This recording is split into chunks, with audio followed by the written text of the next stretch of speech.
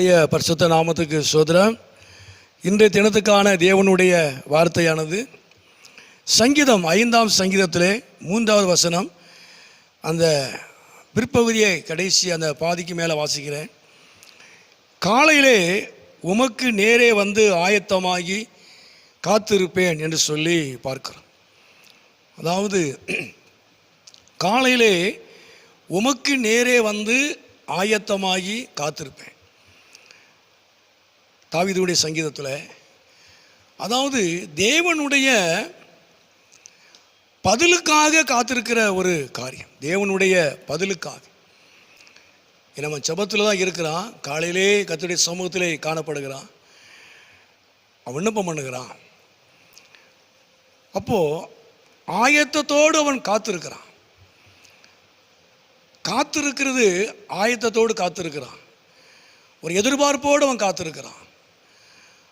அதாவது பதிலுக்காக மாத்திரமல்ல, அவன் எதற்காக ஜெபித்தானோ அதை பெற்றுக்கொள்ளும்படியாக அவன் ஆயத்தத்தோடு என்ன செய்யலாம், அவன் காத்திருந்தான் என்று சொல்லி பார்க்கிறோம். ஆயத்தம், காத்திருக்கிறது, ஆயத்தத்தோடு காத்திருக்கிறதுனால தேவனுடைய பதிலை பெற்றுக்கொள்ள முடியும். பதில் கிடைக்கும் பொழுது நம்முடைய எதிர்பார்ப்பு நிச்சயமாக நிறைவேறும். நம்ம எதிர்பார்க்கிற காரியத்தை நாம் என்ன செய்ய முடியும், பெற்றுக்கொள்ள முடியும். அதுதான் பதில். அப்போ தேவனுடைய பதிலுக்காக, நம்முடைய எதிர்பார்ப்புகளை பெற்றுக்கொள்வதற்காக நாம் தேவனுடைய சமூகத்திலே நாம் காத்திருக்கணும். ரெண்டாவதாக சங்கீதம் 37:9 அந்த 34 வாசிக்கும் பொழுது, கர்த்தருக்கு நாம் காத்திருக்கிறதுனால நாம் பூமியை நாம் சுதந்திரித்து கொள்ள முடியும்.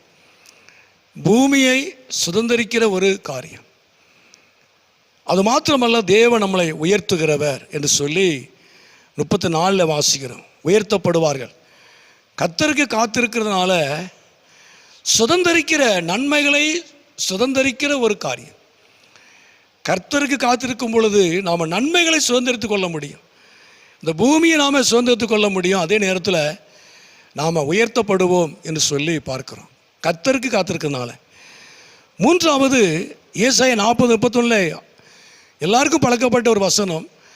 கர்த்தருக்கு காத்திருக்கிறதுனால நாம் புது பலனை பெற்றுக்கொள்ள முடியும்.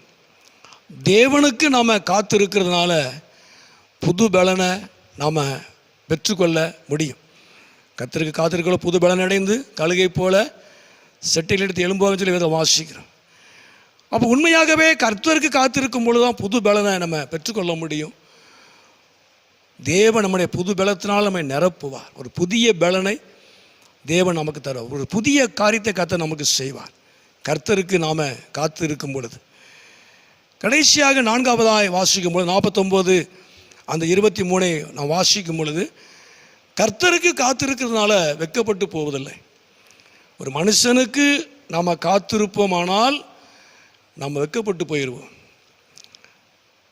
மனுஷருக்காக நம்ம காத்திருப்போமானால், மனுஷருடைய வார்த்தையை நம்பி நாம் காத்திருப்போமானால் நம்ம வெட்கப்பட்டு போயிடுவோம். ஆனால் தேவனுக்கு நாம் காத்திருக்கும் பொழுது, கர்த்தருடைய சமூகத்தில் நம்ம காத்திருக்கும் பொழுது நிச்சயமாகவே நாம் ஒரு காலமும் நம்ம வெட்கப்பட்டு போவதில்லை. தேவன் நம்மை வெட்கப்படுத்தாதவர், தேவன் நம்மளை உயர்த்துகிறவர். உண்மையாகவே கர்த்தருக்கு நாம் காத்திருக்கிறதுனால அவரிடத்தில் இருந்து பதிலை பெற்றுக்கொள்ள முடியும். நம்முடைய எதிர்பார்ப்புகளை நாம் பெற்றுக்கொள்ள முடியும். கர்த்தர் காத்திருக்கிறதுனால இந்த பூமியை நன்மைகளை சுதந்திரிக்க முடியும், உயர்த்தப்பட முடியும், புதிய பலனை நாம் பெற்றுக்கொள்ள முடியும். அது மாத்திரமல்ல, வெட்கப்பட்டு போவதில்லை. உண்மையாக கர்த்தருக்கு காத்திருக்கும் பொழுது தேவன் சகலத்திலே நம்மை ஆசீர்வதித்து நம்முடைய எண்ணங்களை நிறைவேற்றுவதில் அவர் உண்மை உள்ளவராக இருக்கிறார். ஜெபம்.